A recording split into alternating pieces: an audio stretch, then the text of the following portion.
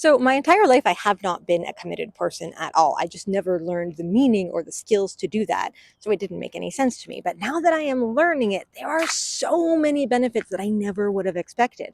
And the way I understand and take meaning so I can start to learn to do new things is I have to understand them from a systems perspective and from the perspective of how doing the thing or not doing the thing will affect my mind and my body and my soul, if we want to lay it out that way. So I thought for anybody else who thinks like me and also wants to learn to be more committed or wonders what all the joy is about, that you might like to find out. So I'm going to make a list of the things that I remember that are really cool about why it's awesome to be committed. Humans are not meant to be self directed, but we live in a world that is extremely self directed and individualistic. And that makes it hard to do stuff. If we're doing everything on our own, we don't get that feedback very well, unless we're committed to doing everything we say we're going to do, because then we create a feedback loop very naturally that says, hey, I said I'm going to do this thing.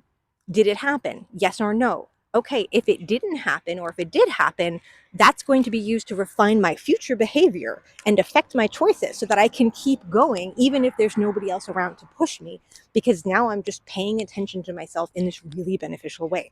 This also means that you're going to get a lot more stuff done and you're going to feel really great about it because you're not going to have cognitive dissonance and existential crises anymore, not nearly as often anyway.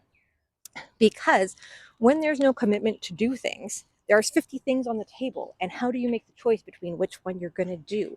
It all becomes about like mood and feelings and value in life, and that's just like complicated and it doesn't feel very good.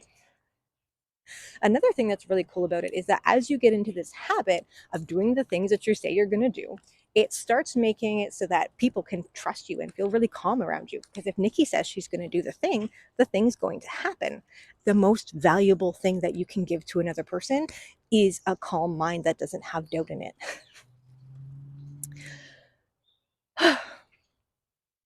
Another thing that's really cool is that when it's a focus on doing things to get them done, there's no room for perfectionism anymore because you know that it's just, I have 10 things that I have to do.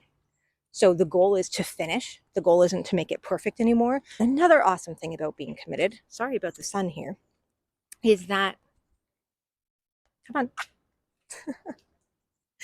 on. Another awesome thing about being committed is that you have to say no to more things in a way of which setting boundaries between yourself and other people, but also with yourself.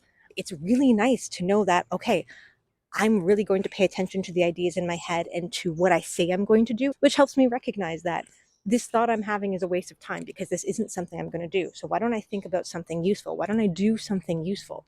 Not because I should be productive, which feels bad, and that feeling goes away, which is also awesome about being committed.